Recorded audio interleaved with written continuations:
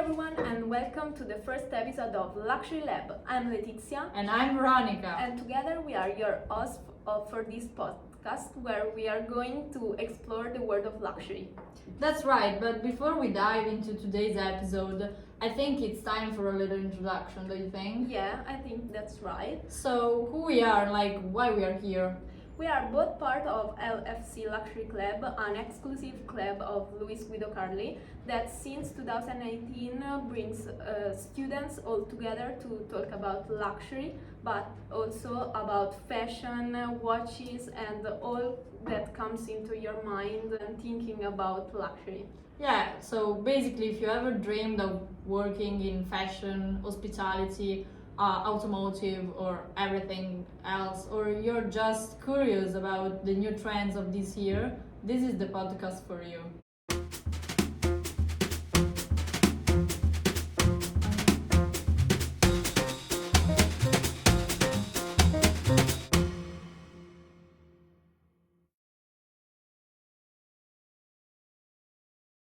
Alright, so what's the deal with Luxury Lab? Why did we start this podcast? I think that's because we love talking about luxury and it's what we want to do in our future. But also because we realize that people usually think that luxury is just fashion, and I think there are a lot of more of it behind that people usually don't know or also don't care.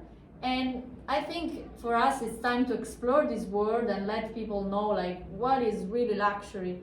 And let's be honest, in the luxury there is everything, fashion, automotive, but what we love most about luxury is that it's full of drama. Absolutely, I completely agree.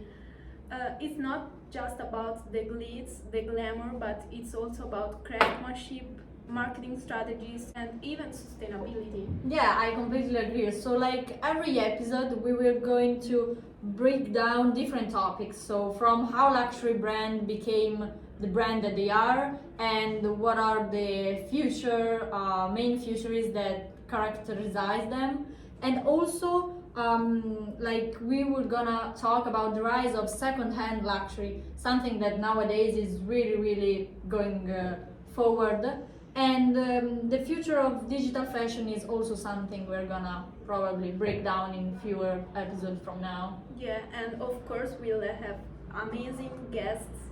Oh yes, that's true.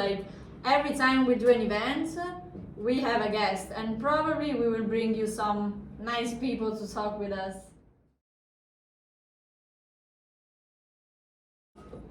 Okay guys, we are back. So before we go any further, Letizia, can you give to our listener an insight of LFC Luxury and a little sneak peek of our world and what we do? Yes, of course. It's honestly such a cool experience. We organize events with top luxury brands. For example, last September we went to Paris and we make it happen, fortunately, because we had some problems in the organization. Indeed, a lot of problems. Yeah, it was easier to leave it than to organize it. However, we spent a lot of time in luxury maisons such as Celine, for example. Yeah. And we also visited some haute couture houses like Givenchy. Yeah, there we had also the opportunity to basically watch from the inside the art of making the dress. Yeah, the was custom such made. an amazing experience. And so basically what we this experience also brought us is that we get to experience we get to create this network with amazing people and really important face in the world of luxury. Yeah. From fashion to everything else. I also remember the event with Ferrari that we did last year. It was amazing events, by the way.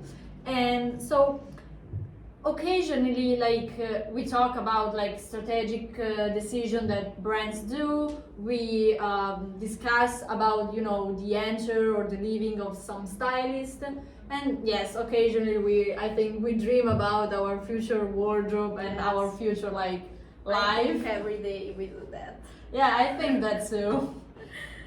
Yes, I agree. It's all about learning, connecting, dreaming, and also meeting people that have your same interests. Yeah, I think that's like, for me, I think was the mainly reason I joined the Yeah, club. same. Like I was alone. I'm from another city that is not Rome, and basically was something for me really. It was like more an opportunity of getting to know people that I knew could make a part of my group of friends.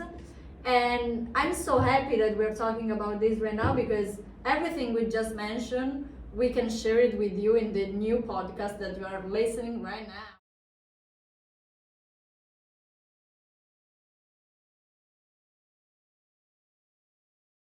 So, what can we expect from Luxury Lab? So basically, in the next few episodes, we will bring some guests, and actually, we will talk about the newest entry for the last month. For example, the start of Formula One, and something we can also face. I think is our main theme for this year events and um, PO and press article that is the Made in Italy actually. And we can talk about the company visit we will do. Yeah. So it's something I think our community will like a lot. Yeah. And we will dive maybe into what brought us to call those brands and how we managed to do it and the history of them, obviously. Yeah, and we can also talk about Fashion Week, of course, because you work there, right? Well, yes, actually is a bit of, it's a while that I'm working there now. It's almost 2 years.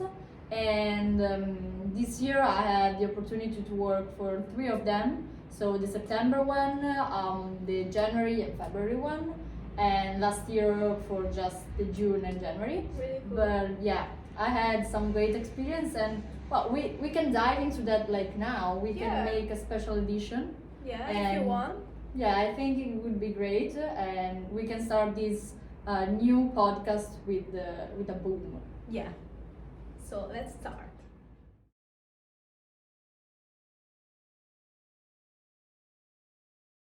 Since we decided to do this special edition, Vero, can you tell us something about this Fashion Week? Can you explain us what was your role? What is your role?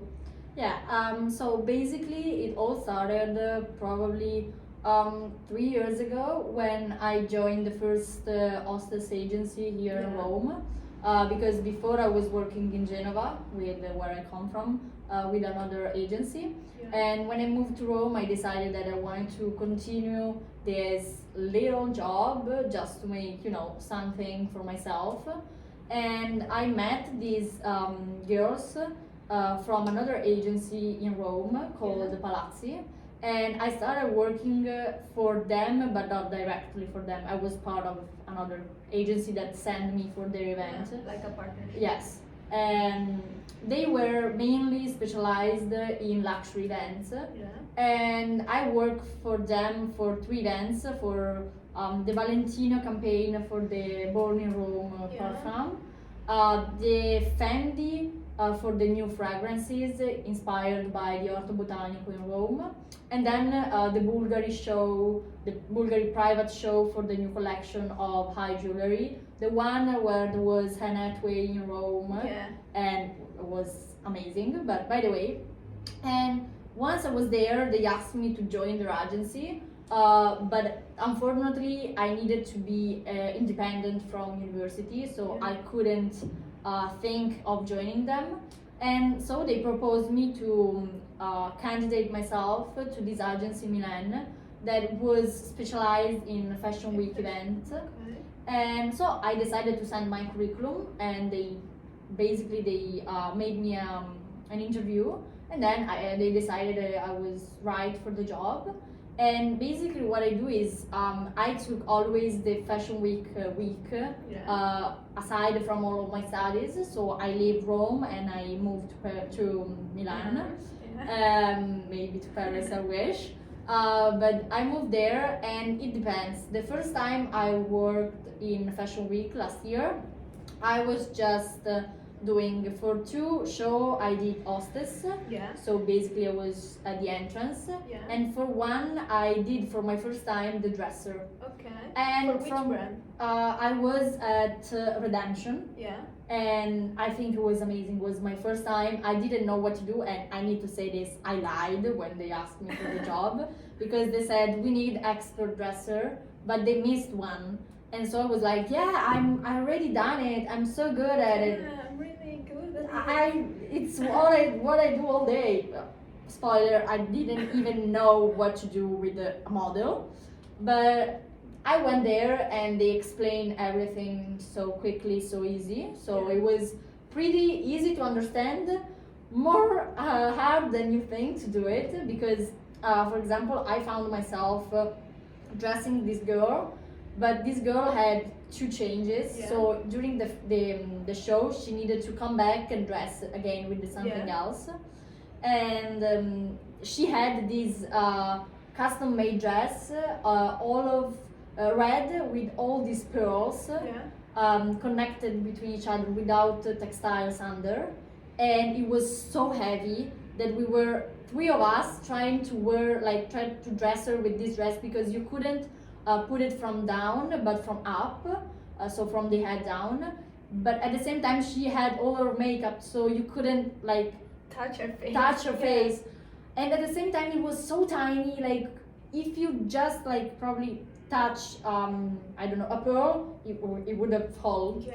And so I was so scared to broke something, Yeah. but at the end it went well. She made it to the show in 1 second after, but she made it, and it was so beautiful. It was so a nice dress. But so basically after that, they took me for basically as a fixed girl, Yeah. as a dresser. Okay. And so in September I did dresser for Phil Plain, for Boss and Sportmax. Mm-hmm. And then in January just for Phil Plain, because it was the male fashion show, Yeah. so I just had 1 day of dresser. But this was the dresser work is basically you go to the location of the show 2-3 hours before the show, where you find the models, and you usually have 2-3 models Yeah, to for dress. yourself Yeah. to dress, and you need to dress all of them in the same time, because they need to go at the same time Yeah, of course, in the yeah. line. Obviously you have sometimes, and I think it's best to have 3 models than one that need to do 3 changes Yeah. during the show. But basically you just go there for the night of the show. From February instead, they decided I was needed for the all, how can I say it, for the all also backstage of the backstage. Okay. So So the organization of yeah. the backstage. Yeah, exactly. So I did Fendi and Phil Plain and Sportmax. Very cool. For Sportmax, I just did dresser Yeah. the morning of the show. For Fendi and Phil Plain, instead I did the 3 days before. Yeah. So the all preparation. Also the set. Exactly. Yeah, So okay. for Fendi, I walked the set before Yeah. to help them adjust the light, and this is called the standing model. You basically take over the models, because brand do not wanna pay models for a day to walk constantly for 3-4 hours for just lights and music. So they take us and they pay a lot less. And then the day after, I went into the morning to the location, and we basically order all the dress in the Yeah. order of Yeah. the model line. We make sure everything was cut out, everything was perfect. Also because at Fendi we had 4 VIP model Yeah. that were Adriana Lima, Verzigova, and other 2 that Mona, and the 3rd one I don't remember the name. And so we had to make sure there, because they had their private space. Yeah, of course. So everything needed to be perfect, and this was the girl side. Then we had the male side that was a mess. So basically, you needed to have everything in order before 6 when the models came in So you from do makeup. both Yeah, men and female. exactly. Okay. I basically ordered all the female side and then I dressed the men Okay. because we were understaffed. And so this is a two-side job in this case, because you are becoming like showroom assistant and then a dresser. And was the same thing I did for Philippine, but for Philippine I did it more more deeper, because I went there 3 days before. Okay. And nothing was there, like literally no dress, no shoes. Everything was coming in Milano from Lugano. Yeah. So we waited for the package, we opened them, we ordered all the Oh collection. my god. And then I was still at the time where models were not confirmed. So I was there for 3 days. Models came in, there was Philip Lane, like the stylist, and we needed to try on all the outfit he decided during the morning on the models that were casting. And he would decide if the outfit fit, he was confirmed or she was confirmed. If the outfit doesn't fit, did not fit, the models, male or female, Yeah. usually tried on other 2 or 3 outfits, and if he doesn't like what she was wearing, she was out. And so that was the 3 days before. Then the 4th, we organized everything, so we put everything in order, and then in the night the models came and we dressed them. And so it was more a supervising role at the one of the Philip Lane, also because I worked there as a dresser 4 times before Okay. doing that. So basically, there are some agencies that take people there to Yeah. do this kind of works. Exactly. In my case, there is an agency that call you Yeah. for dresser Okay. or for hostess. Yeah. This agency is called New Planet. Yeah. And if then you make the right connection inside, usually you get called more time, and in my case you get called for like the 3 days job. Yeah. That is not something that they propose on the group chat, Yeah, of but they course. propose it on the private chat. Yeah. Maybe if you have already experience, if they already know you, Yeah. and etc. But yeah, basically the job itself is taking care of the outfit and dress Yes, the of model. course. And sometimes something crazy happened, but it will be another story. Yeah. And what is the differences between the dresser and the hostess? Okay, so basically the hostess does not go into the showroom. Okay. She is not near everything that concern the show. Okay. She just or he just depends, hostess or steward.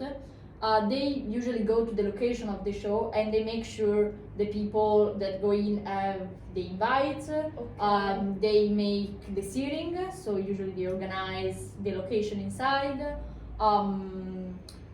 They help with the transportation, like the van, the taxi for people that are coming, for the VIP, and that's it.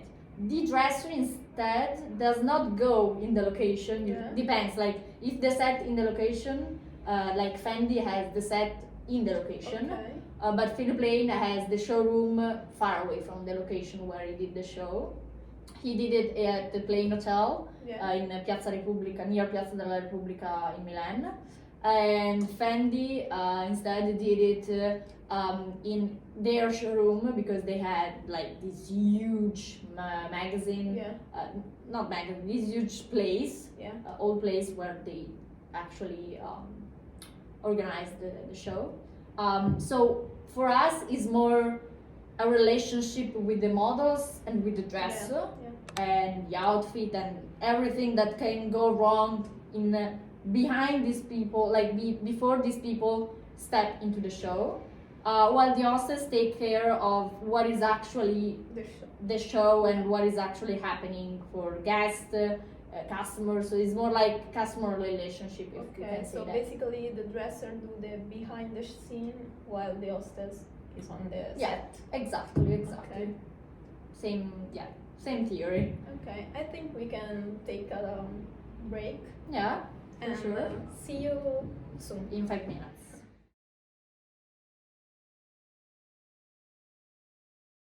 So we are talking about Fashion Week, but let's give some context. Yeah, sure. So, as everyone knows, fashion always has been part of our culture, Yeah. but not only ours, the French culture, European culture in general. As we know, since the medieval times, there has been such an effort in always stay on the track with the fashion trend at the moment. Yeah. We started with the big galloon dress and hats that were extraordinary and full Yeah. of stuff of different type.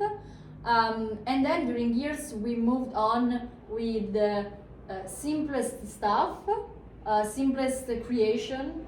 We as a Italian stylist or French stylist in general, they went on in trying to search what was not the simplicity, but they tried to find the elegance Yeah. in the simplicity. Yeah.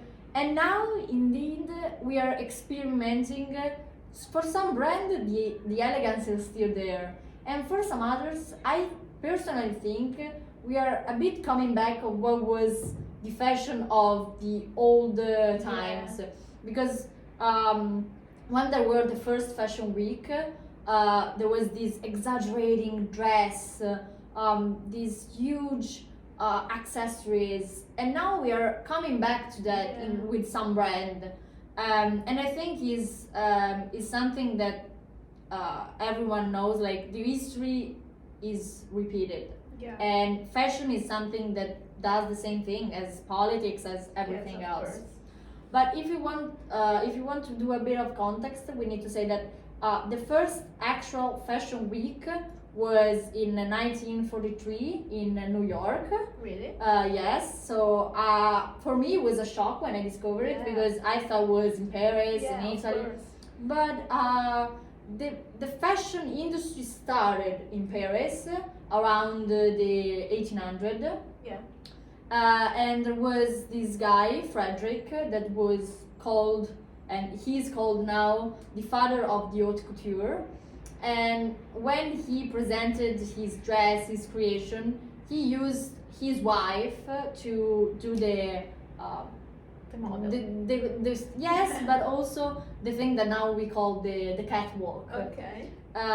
But he used his wife to try on his dress, and he made, I think, like 100 or something. And his goal was to attract the middle class women and had them wearing those type of dress, those type of style, because it was a representation of the social class at the time. After that, in the 1816 probably, I'm probably mistaken with the date, but I think around that time, there was the first actual show, if we can call it like that, in Paris, Okay. with his dress, his creation, Yeah. at a store where people were invited to go and see the collection. But it was not an actual fashion week show. The first time, as I mentioned before, the term fashion week started was in New York in 1943. And you can ask, like, you can think, what was the scope of doing Yeah. that in New York if the artist and the stylist were in Paris? Yeah. Well, actually, it was because of the transportation problem. At the time, we did not have the same connection that we have now, and for American buyer and customers, was hard to get To a come to hand Europe, on the Paris, on the European, on the French dress, and on the French fashion culture. And so they invented the fashion week, in which Parisian stylists were going to New York to present their collection to the buyer, to the American buyer, Yeah. so that they could buy right after the fashion week and distribute the product to the high class people in America. Very cool. And so that was a shock. And right after, in 1945, there was the first fashion week in Paris. And now we are talking about just haute couture because the pret-à-porter did not even exist at the time. And then the Camera della Moda Internazionale in 1958 decided to do the same thing. And you wanna know the gossip of this, like Of the course. weird things, is the first fashion week that ever was created was in Rome. Really? So Milan was not the capital of fashion in the 90s. And my mom that worked the industry told me a lot of story about when she came here for the Valentino Haute Couture fashion show, for the Dolce Gabbana show, and I was like, wow, yes, but now in Rome you don't see anything of that. Fashion, yeah. And she was like, now yes, but once, like in the right after the probably World War II, during the Cold War, Rome was the main capital of fashion regarding Italian brand. And I didn't know then that. with the technology advancement, Yeah. with the creation of Milan showroom, And also Milano is more near than Yes. Rome to Paris, Obviously, to Europe in is general. is more central. Yeah. Then they moved to Milan, but originally was in Rome, and so that is something that, well, like for me it was weird to know, you know. Yeah, it's really weird. Then moving on with the history, I think around the 60s or the 70s, the Pret-a-Porter was born. Before in Paris this time, Of course. and then it went to Italy, to Rome, and then moved to the America. Yeah. And then they started to present the fashion week of Pret-a-Porter and the fashion week of haute couture, and we are coming to these days now. Yeah. Because as we know about the three main fashion week. There are Milan, Paris, and New York. Usually the calendar of this fashion week are before Milan, then there is Paris with the haute couture, because the only thing is that in Milan we don't have haute couture. Haute couture, when it's done, is still done in Rome. For example, Bulgar event, the one I was Yeah. talking before, it was haute couture jewelry, if we can talk it, like if we can nominate it like that. But then we have Milan, then we have Paris with also the haute couture, Yeah. and then we have New York. Yeah. And when New York finish, it's almost like winter holiday, and then Milan start again, Paris start again, New York start again, and then again Milan for the women fashion Yeah. week. We are forgetting about London also. Yeah, we are forgetting about London, because London is before Milan sometimes, Yeah. but sometimes it's also after. So it usually depends on what type of fashion week we are talking about. Yeah. For example, the one in September, they usually coincide with the date. So it's like a weekend before and then 2 days after. While in winter, it's like January and February, it's before. Yeah. And in June, I don't really know, in June it depends. I think it's like that because in London there is only Burberry. Yeah, there is only Burberry, but I had the opportunity to dress a model Yeah. in Fashion Week that is from London, and he started in London, and he actually like walk a lot of show when he's in London, because now it's London, I think, is the fullest state with the newest brand. Yeah. So he has more new creatives, new stylists Yeah. than other places. Also, I think that is because they have St. Martin's, so the most creative, Most prestigious yeah, school. designers came from there. Yeah, so. I agree. So yeah, thank you, because I was forgetting about that. And so we know about this fashion week, but as it is for now, there are a million of different fashion week. Yeah. Every state is catching up with this idea, because everyone want to show their I think it's like their personality, because each Yeah. fashion and week also their culture. exactly, Yeah. like each fashion week is the exact representation of the culture of the place they are Yeah, hosting, yeah. and also is a way to increment tourism, is a way to increment the popularity of the place. Like, I think that Milan, after he got the name of capital of fashion, he became the most inaccessible city in Italy. Like during Fashion Week, you cannot pretend to have like even in a hotel there, because it's like a battle to get in there. And the same for Paris. Paris and New York Fashion Week are like the most awaited events of the year. And so I think that is the city that now are taking on this movement. It's because they want to get to know what tourism, what this movement can bring to the city itself. Yeah. And they want that people know what they are. Like Copenhagen Fashion Week, for example, is known for the sustainability of their creation, and for the fact that they are really incrementing all the new rules about environment and etc. And they are also trying to represent their culture in everything they do. They do not try to cope with what is fashion. So I don't think I can enlist Copenhagen in my capital of fashion, because it is not still, but it's working its way in. Yeah, I think yes. And I also think that in Copenhagen there are a lot of interesting designers. I think too. Yeah.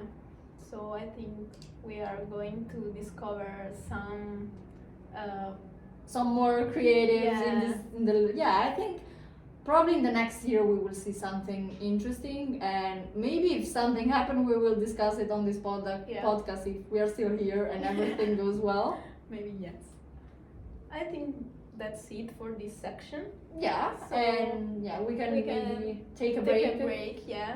And we will see you in 5 minutes. Bye. So we are back. We know that Fashion Week is not only about shows, red carpets, but there is a big organization behind it. So what is the most chaotic part or event that you lived during Fashion Week? Probably, it's a hard question because every show has its peculiarity. So we cannot say that there is one show or one moment that is more chaotic of the others, but I think statistically the most chaotic one is the day of the show. Because you find yourself in a location in which there are not just you and the models, but there are stylists, makeup artists, hairstylists, casting directors, the designer, the assistant designer, and all the showroom assistants. So basically there is the whole team all together in the same place, with usually there are like 60/84 models. And so, and as a dresser, we are usually between 5 if it's a little show, and 15-20 if it's a bigger show. So it's like a total confusion, but not because it means self-organization or something, but it's because every person that is there is doing something, and is it like this person is doing it while other people are doing some other things in the same place at the same moment. So it's like everyone is calling you from different point, or also the models themselves. You're trying to dress one, but then they call him to the makeup, and then he needs to go to their stylist, so you need to get off the dresses. So it's like probably it's the most chaotic part, also because everything can happen last minute, and if something happened last minute, it's crazy. I experienced, for example, in January, a guy that had this turtleneck, white, and he had his makeup on, and it was like foundation and etc. So if the white got in touch with it, it would have become like orange. The problem was his head was too big for the turtleneck. So we tried everything, but then when he decided to pull it off himself, and the neck got all black and like dirty, and I panicked completely. So we needed to go like to the showroom and find another turtleneck, and from there we pulled out like a plastic bag, and we pull his head inside the plastic bag Oh my God. for like 5 seconds, and then we pull in the turtleneck because we didn't have a choice. Like we didn't know how to get him to wear that, so it was a bit crazy. And sometimes these things can happen. And yes, as you said, like there are a lot of people working there, from PR, from everyone else. And those people are the one that create the show. Exactly. Yeah. All these people together are the main heads that works for the show. Yeah. Obviously, there are the organization, the organizer, the event director, etc. But without all the part of journalist, PR, casting director in particular, nothing of this could have happened. So it's like all the people that are important for a fashion show find themselves all together before the show in the showroom. Yeah. And talking about this chaos, did you get the opportunity to meet some famous designer or celebrity? So yeah, I met at Philip Lane. Yeah. I got to work with Philip itself. It was a challenge, let's say like that, working with him. He's very picky, but he's good. And at Fendi, I got the opportunity to work with three or four of the most important models in the world. There were Eva Zigova, Adriana Lima, and Mona. Yeah. And it was amazing working with them. At Fendi, I met, let's say like that, like I saw at the after party instead, like Marco Mengoni and all the people that were at Sanremo 2025. So usually it's full of important people. The thing is, you need to be able to get into the after party, and I only get into 2 after party: the Philip Lane one in September and the Fendi, because we talked a lot about the show, but after the show it's probably the event that everyone are waiting for. Yeah. And the organization and all the economic part that is behind the after party is huge. Like I assisted some people talk about it, and I was like, I didn't know it was so important for a brand to do an after party that matters. We can say that the after party is the more important part. Yeah, like if we wanna joke about it, yes, but because obviously we know that fashion is the main concept there, but the experience, yes, the exactly. atmosphere. The people that go to the fashion show wait for that. They are not very interested at the end at the fashion, and that's like, it's obvious, everyone knows that. Yeah. So yeah, I met these people, and at Philip Lane I also got to know Philip had to model this woman that is the star of Desperate Housewife Miami. Yeah. And she was there. She was wearing a dress, black dress, and she made a story because she was in the showroom with us. She made a story like with us dresser, and she was like, "Guys from Page, this is my dresser." And I was like there with my friends. We were like, "Hi, yes." She was crazy, but she was so funny. And sometimes you get to know people that are good. Sometimes you get to deal with people that you know how fake the social media are. Respect to the reality. Yeah, I think it's a strange atmosphere. It's around those weird. people. Yeah. It's really weird because some of them appear in a certain way and you expect them to be in that way, but then when you met them, it's completely different. And this is not just for VIP or important people, it's also for people that work the industry. Like if we go deep down in the industry, everything is described as flower, as so magic, so beautiful, so trendy. But in the end, when you met the people that works there, you see how exhausted they are and how this industry can consume you till the end. It's a really hard industry to get into. So it has its good and bad side.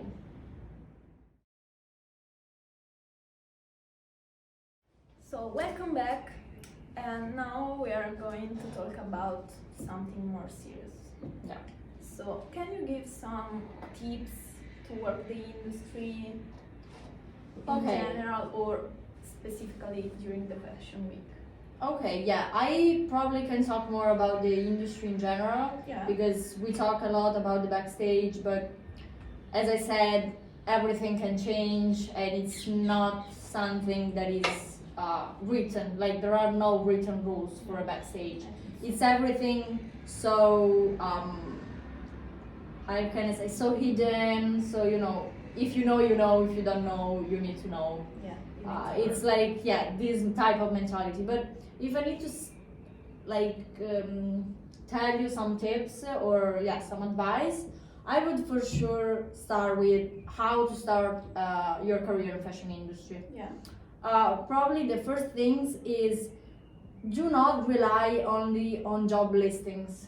The important things of fashion industry and luxury industry is like not everything is posted online. So the most important thing that I always think about, and I think is also the reason why we started this podcast and in principle they started the association, is the networking. Then what networking is something that you cannot think you can live without. Especially in this sector. In this sector, because if you have a contact and if you have a good network, 90 times out of 100 you will get what you want, because the connection help you to arrive where you wanna arrive. And as I was saying, most of the jobs, they are not listed on internet, and you need to get to know them by asking to the people that already are working in the industry. And so it's like a matter of who knows who. So that's the first things I would say. Then I would move to once you're already inside, so once you get into the industry, also maybe doing something so basic like what I do. Try to get into the room where the real things happen. Like, try not to let them notice you at the first sight, but you need to get in the room where people are making decisions, so that you can understand how they work, what they do. You can start to learn by observing. And once you start observing, once you got your first job, you also need to create, in Italian we say pelle, but we can say like you need to create like a barrier for yourself, because you can't let them get to you. A lot of people in the industry want to, in particular with stagists, in particular with stage and interns and everything, they like to put you down, try to not let you flower, but you can't let them do that because it's not something right. So you don't need to be scared, and you don't need to hide, because if you hide, it's just a matter of time that sooner or later you will be cut off. They want people that they know how to fight for themselves, always with respect and kindly, because this is the most important thing. But don't let them get inside your head. That's what I'm saying. And try always to have a go-to person, that is someone that you know in a difficult period, or if you have a problem you can talk to and maybe can give you advice because he is already in the industry. So someone in this way. And also, like, on this topic, a lot of people are going to reject your proposal, maybe reject you as interns, as you ask for position. But you need to also understand from who is coming this rejection, why they rejected me, and don't think that if you get rejected once or twice, your life is done. Because in this industry you can get rejected, I think, 100 times, and we have the living proof. Like, Giorgio Armani became famous when he was 49 or 54 years old, something like that. Miuccia Prada at 54. So you don't need, okay, I understand the needing of want to get where you want to go now, but you don't need to be scared to get rejected, because in this industry everyone will reject you at some point. And the last things probably I would say is about the first things you need to learn is how to handle client expectation, because the first thing they will put you at is probably in a store if we talk about fashion, and you need to get a real understanding of what the client is searching for. Also, because if you're going ahead in your career, you need always to remember that you're working, but there is someone that is buying what you're working for, and so you always need to think about them. And so client expectation is something you need to work on since the day you arrive there. By the way, talking about being rejected and have someone that talk behind your back, I had this experience once during my work, and I was in this showroom. I'm not saying where, but there was two girls that were in that period were like ahead of me as career, because I was just a showroom assistant, they were showroom responsible, but we were 3 showroom assistants, and they had this good relationship with this one girl. And when I told them my age, they just completely started to ignoring me. And we arrived at the end of the fashion week, where the staff of the not the staff, the showroom responsible gave us told to the other people that there were some hats, some gift that they could give us, and this responsible decided to distribute the gift while I was not there, so I was the only one that ended up without a gift.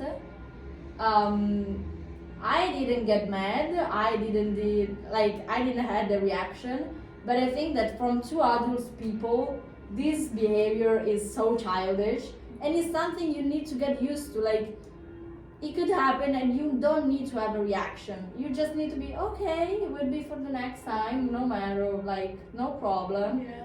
But yeah, there are some hard people inside the industry, and you need to know how to deal with them without let them broke you. Yeah. I think another thing that is really important is to have attitude. Yes. Because if you have attitude, and for example, I saw this TikTok where there was this HR, and she said that she had 2 girls presenting to her, and she take the one with more attitude, not the one with the best CV. So you don't need a lot of experiences, but you need to be really present. aggressive. Yes, Yeah. aggressive, present. In a positive way, Obviously. Yeah. Because the CV count, as you said, you said a really good thing. This CV is important because they want to know how much you are interested into the job you're applying for. But at the same time, you are selling yourself. Yeah. So you are not selling your CV. And when you do the interview, you need to sell yourself as Really well. Yeah. good as you can. Yeah. Like your personality, because in the end you have to deal with human being, so they want to know who they will be working with, and they don't want a robot or just a completely head mask minded, like they want a person. Yeah. So yeah, I think I completely agree with you. Switching topic, I was thinking about social media. You know Okay. that since we have social media, everything is changed, and also fashion weeks, because now we have available fashion shows on our phones in live. So, in your opinion, what is the impact that this social media had on fashion industry in general? This is a hard question. I think that in some way it had a really good impact, because from the expression point of view, it got to the stylists the freedom to express themselves. and to get to have themselves to show their brand around the world, to get themselves known more and more each time, each year, and that. But if I need to, like, I love technology. I think is one of the best things that happened to us, because with technology we can do this and everything else. And we But- also connect with people of the other side of the world. Exactly, and this is helping with the networking that we were talking before. But we probably need to know how to manage this technology, because now for me it's getting out of hands in some cases.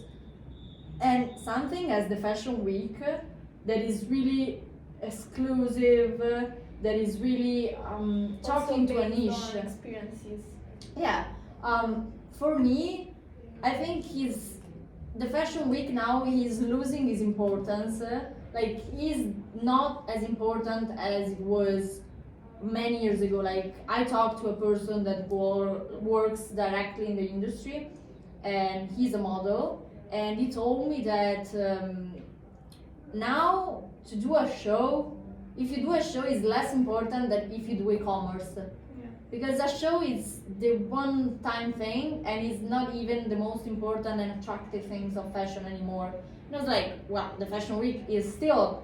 And I was like, yes, but it's losing its importance. Because now, who goes to the fashion week? Everyone who has contact. 20 years ago, who was going to the fashion week? Journalists that knew about what they were seeing. Student of the most iconic stylist school, and then obviously director of the brand and magazine, etc. So there were people relevant for the industry. Now there are not people relevant for the industry. There are people that have contact or are famous. Sorry for this little interruption. I was saying, yes, like people that are famous on social media. And I think it's fine, but also on some side is a bit of unrespectful to people that cannot get there inside a show, but they study for it, so you know what I mean. I think that's right. So we are almost to the end Yes. of this first Long. episode. We'll come back in 5 minutes for Yeah. the conclusion, so see you soon. See you. Welcome back. Hi. So last 2 questions. First of all, if you can choose one fashion week, Okay. which one will you attend? Huh. And why, of course? This is really hard. I love Milan Fashion Week because I think that is the most right combination between fashion, party, and everything else. But probably I would say the haute couture in Paris. Yeah. I would like to have a taste of what is like fashion itself, from where everything was born. Yeah. So I would probably say haute couture, and if I need to say a brand, Yeah. I would Me. say Giorgio Armani for sure. Yeah, I would Like- say my summer gel, I think. Yeah? Yeah, the artisanal collection. I really love it. Well, I think, yeah, it could be also interesting. Yeah. Like, I have this passion for Giorgio Armani because I wanted to meet him before, I don't know, he passed away or something. Hope the latest as possible. But I have this huge, grateful feeling that I feel for him, that I don't know why, but I deeply love him. Also probably for his experience. Like, did you know that he was not interested in fashion? Yeah, I know that. Because what he studied, something like I don't remember. medicine? Yes, Yeah. he studied medicine. Yeah. But then he didn't like it, and after 2 years he was broke. He went to the first Rinascente in Milan and said to them, "I need a job. Please give me something, whatever you want." And they told him they had an available spot in the fashion part for men, Yeah. and he was like, "Okay, give me that. I don't know anything about fashion, but just give me a job because I need some money." And from there, after 20 years, he didn't know a thing about fashion. And after 20 years, he was like, yeah, I designed my first collection, even though I didn't like it so much, fashion. Okay. And I was like, what the hell? Like, you are the greatest stylist in the world, and you didn't plan to do it. And I'm like, okay, that's something that is crazy. Yeah. So yeah, I would say Giorgio Armani, Paris, Yeah, haute I couture. agree with you. Guys, we will post also an article added to this podcast, so please Yeah. read it if you want, of course. It will be an article that compare exclusivity with extravagance and is centered on the view of my view on Giorgio Armani and Philippe Lane, two brands for which I've worked. And for the Giorgio Armani, we will have also an interview from a person that is working in Giorgio Armani as an insider. And so it would be really interesting, and I would like comment from you. Say what do you think, if you agree with me, if you don't agree, and I don't know, some of your opinion. Yeah. So I think I can ask you a last question. And this Okay. question will be also for you. So if you had to describe Fashion Week in 3 words, what would they be? Okay, hard. Probably I would say enthusiastic. Yeah.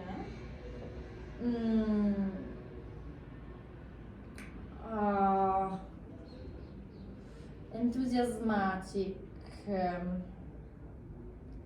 Then I would say amazing, Yeah. from all the point of view like fashion and everything else. So yes, amazing, and teaching. Like I don't know I don't know how to say in Understand that. English, but he taught me a lot. So it taught me a lot. So teaching. Okay. I think it's a good We can conclude, even though we had some problem this time with some rumors. But yeah, we can conclude it. We can conclude. So thank you guys. See you at the next episode, and please follow us on LinkedIn, Instagram, and we will open the YouTube page where you will find the